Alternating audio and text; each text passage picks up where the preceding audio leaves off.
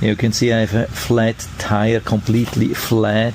I can't see any problem here on the tire itself, so I think it's just the tube which was damaged. And so I have here the slimes, scabs and levers, 6 patches, which I'm not going to use because I'm going to use this new bell inner tube. But of course I have to use these tire levers here to lift out the tube here, and because it's in the back it's a little bit more difficult. I need to remove the whole rear wheel here. I have to lift it out. A little bit more difficult because of the chain and the gear shifter, but it's not impossible. Make sure that you're nicely protecting the shifter when you put this down. Also prevent touching the disc brakes. Now need to untighten the valve and remove this part here completely on top. Usually we just have this small nut here, and then we can use these tire levers. Let's see if I can grab this here and lift it up. Can see all the way around. Super easy here. That's the only thing which I have to do. I don't have to remove the tire actually completely. That's enough to replace the hose. So we just push this outside here and remove the hose all the way around. Can see super easy without removing the tire. So that's the damaged one. Don't need that anymore. Now let's check this bell tube. I've already been using one for another bike and works very reliable since a couple of years. So I think it's even better than the original one.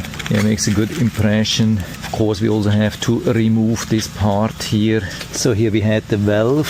So I can push this through here again. Now we have to grab the tire here. And now we need to store the inner tube here in between of the tire and the rim all the way around. And now we need to push back the tire itself also back into the rim all the way around.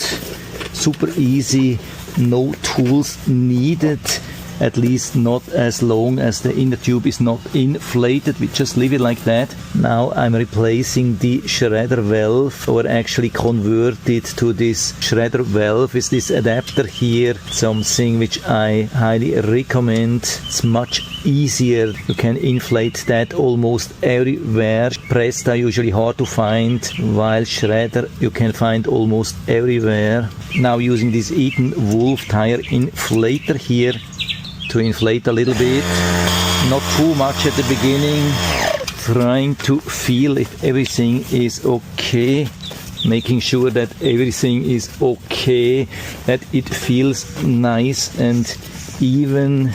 Yeah, I think everything is okay so far, so I keep going. Yeah, looks pretty good, don't see any problem here. Yeah, I stopped here at 30 psi, which is usually what I'm doing. Some people like it a little bit harder. Don't forget the cap to the valve. Now time to put everything back.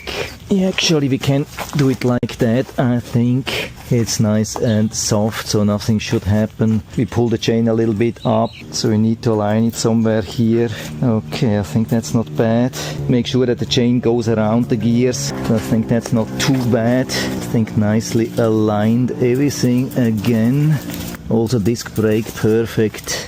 Yeah, looks great. Can stop it again and secure it nicely to the front where it has been. Tire pretty straight. I think everything okay. Super easy inner tube replacement here in pretty much no time. And so I would say I'm done here. Everything finished, ready to hit the road. And so I hope I've been able to help you a little bit with this video, and thanks for watching.